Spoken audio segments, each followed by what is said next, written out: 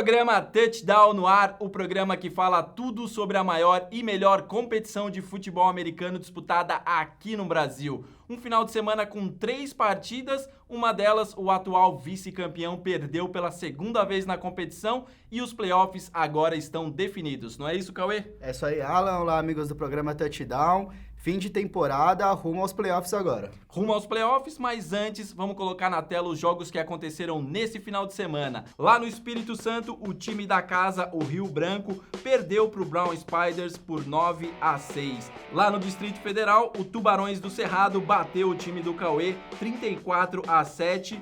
E lá no Espírito Santo, também no Espírito Santo, o Tritões venceu o Vasco num jogaço 27-19.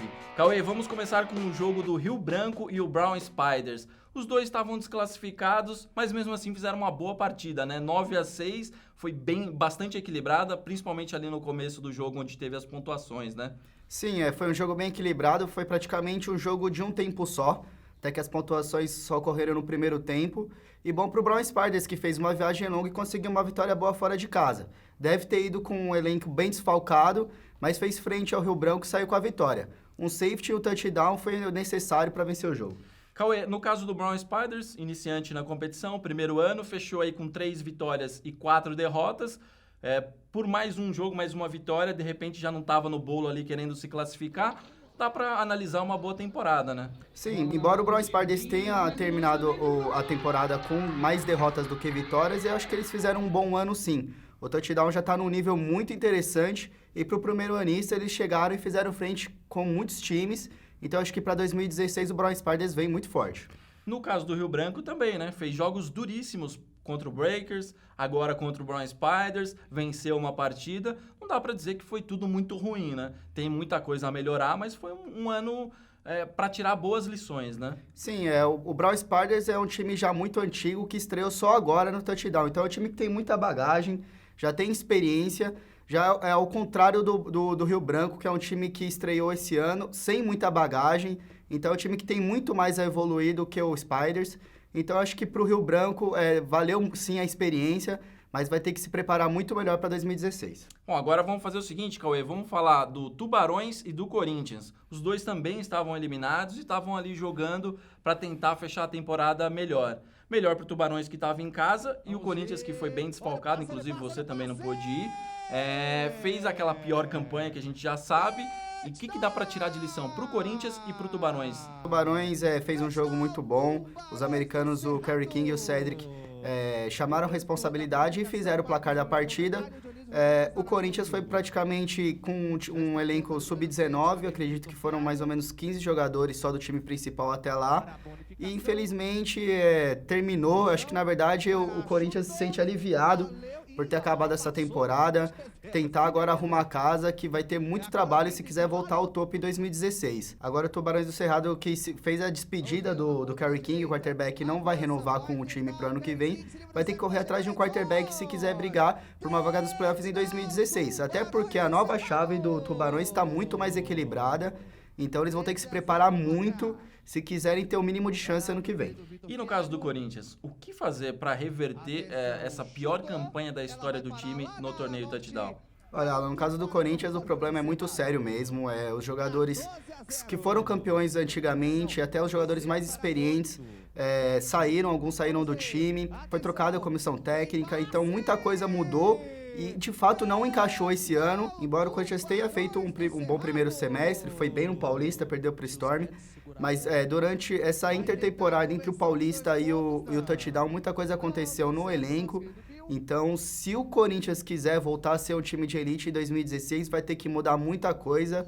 Eu acho que ideias novas precisam ser trazidas para esse time, se quiser voltar de fato a brigar ano que vem. Então vamos falar o seguinte, vamos falar de um jogo de elite que foi entre Tritões e Vasco. Simplesmente um jogo que valia o segundo e o terceiro lugar, mas mais do que isso, ir para os playoffs com a moral alta, né? Com a moral cheia.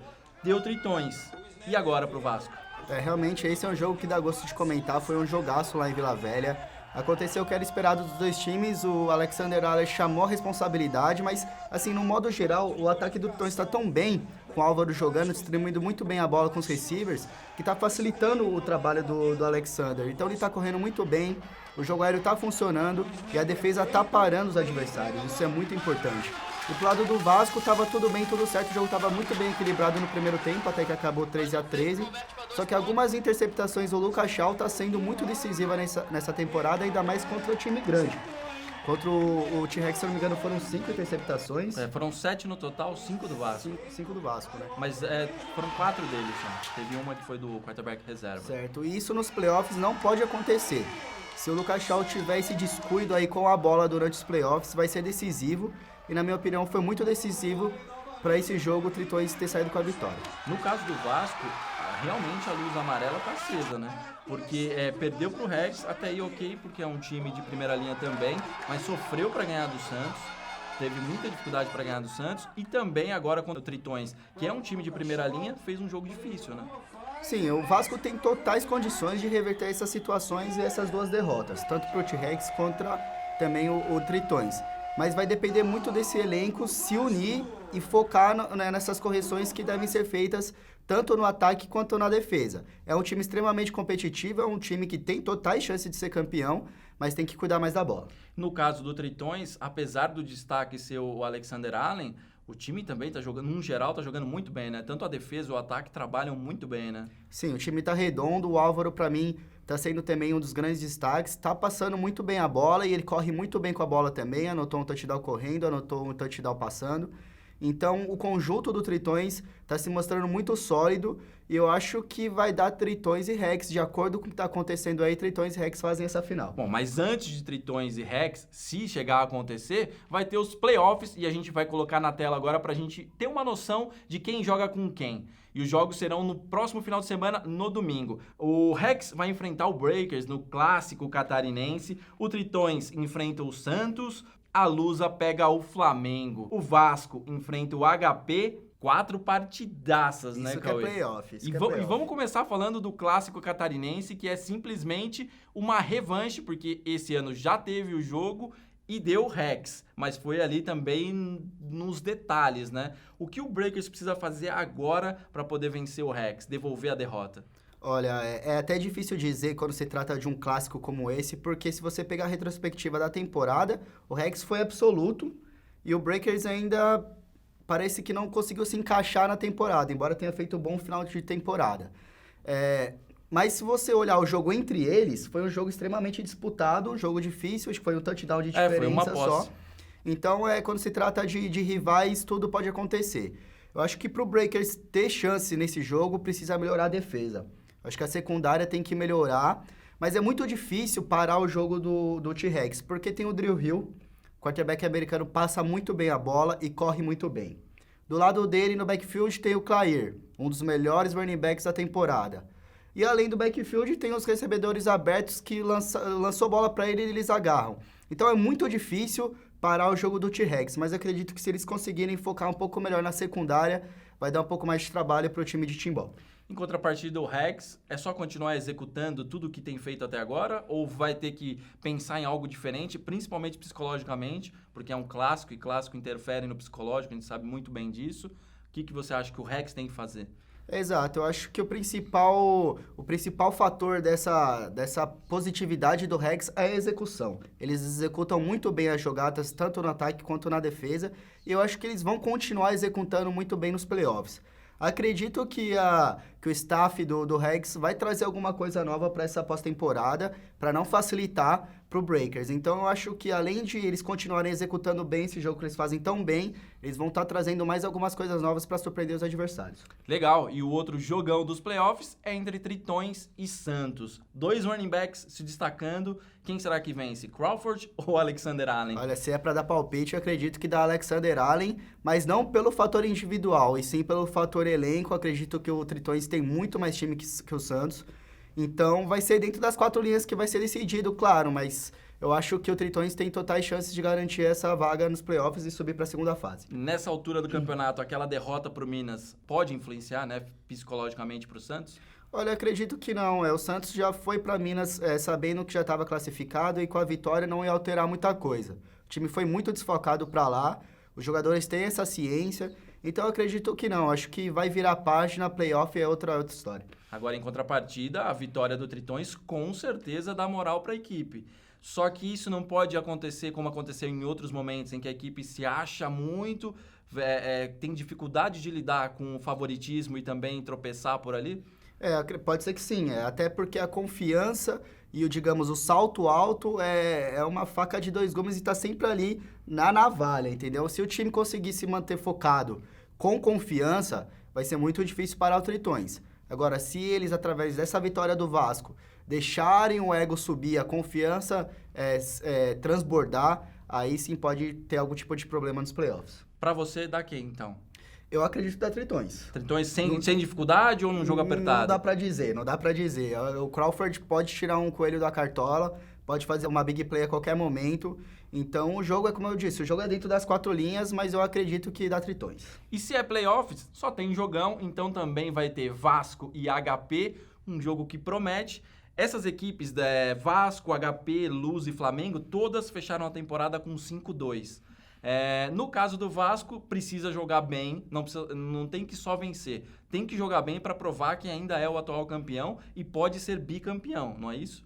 Olha, nesses dois jogos restantes é muito difícil apontar um vencedor, tanto entre Flamengo e Lusa, quanto HP e Vasco. Falando do HP e Vasco, nossa, é muito difícil mesmo dizer, porque eu acho que os times têm um nível muito parelho, ambos com QB norte-americanos e uma defesa muito sólida. Então vai ser um jogo muito interessante de se acompanhar. Esse vai ser difícil apontar um vencedor, viu, Alan? Mas o HP, levando em consideração que fez jogos complicados fora de casa, vai ter uma dificuldade maior por conta de ter que ir até o Rio? Ah, com certeza. O Vasco jogando no Rio é mais forte e o HP vai ter que se preparar bem. Eu acredito que a defesa está indo muito bem, embora tenha perdido alguns jogos, inclusive para a Lusa.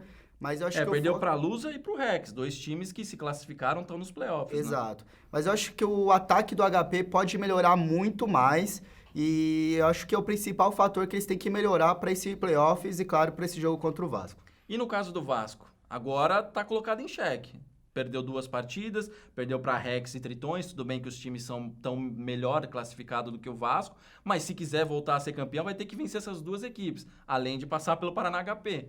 Então, o que fazer para o Vasco botar a cabeça no lugar e voltar a jogar o que jogou ano passado? Sim, o time do Vasco é muito forte, eles têm jogadores decisivos, playmakers, e tem um elenco muito bacana. É difícil dizer o que dá para melhorar, eu acho que o elenco do Vasco é muito completo. O que eu acho que eles têm que, de fato, tomarem mais cuidado é guardar essa bola com mais carinho, tanto o Lucas Shaw quanto os jogadores que recebem a bola. O turnover está sendo o principal problema do Vasco e eu acho que contra o HP ou contra qualquer outro time nos playoffs, eles têm que diminuir muito esse número de turnovers. O ideal é chegar a 0 interceptações e 0 fumbles. A gente sabe que é difícil, não depende só do ataque, mas eu acho que esse é o principal fator que o Vasco tem que melhorar para os playoffs. Cauê, já que você falou em ataque, tem um ataque muito bom que também entra em campo e vai ser aqui em São Paulo, no Canindé, que é a Lusa enfrentando o Flamengo. Aliás, 2 ataques muito bons.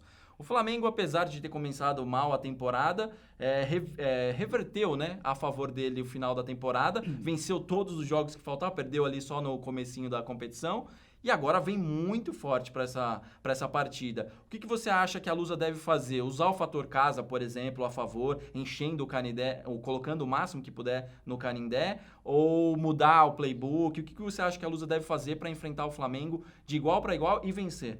Olha, a Lusa vem numa ascensão muito bacana durante a temporada e isso dá muita confiança pro elenco, principalmente vencendo os últimos jogos. A Lusa em casa é muito forte e com certeza eles vão usar esse critério a seu favor. Eles estão muito acostumados a jogar no Canindé, é um lugar muito gostoso de jogar, mas ao mesmo tempo com a pressão da torcida pode se tornar um campo muito hostil pro adversário. Então, se o Flamengo não conseguir parar o ataque da Lusa, que está vindo muito forte, eu acho que eles vão sofrer muito com isso. Você falou em campo bom para jogar, o campo da Lusa, além de bom, é muito grande. Isso favorece um jogo aéreo, porque o time tem que abrir mais, tem mais espaço para jogar, né? Ao contrário dos campos pequenos, onde os times ficam mais apertadinhos, né? Mais juntos, ali vai ficar um pouco mais separado. O que você acha? A Lusa deve explorar isso, por exemplo? Ou deve arriscar menos, porque provavelmente o KC e o Preds vão dobrar, e aí o KC jogando de safety também é um perigo muito grande para interceptação, principalmente, né? Olha, eu acho que a Lusa, no modo geral, está jogando de uma forma muito inteligente, tanto no jogo aéreo quanto no jogo terrestre. E acredito, na verdade, Alan, que esse jogo vai ser o jogo das defesas. A defesa que conseguir sobressair mais vai trazer a vitória para o seu time. O Flamengo tem dois threats, que a gente fala, que são duas ameaças, que são o KC e o Iron Man.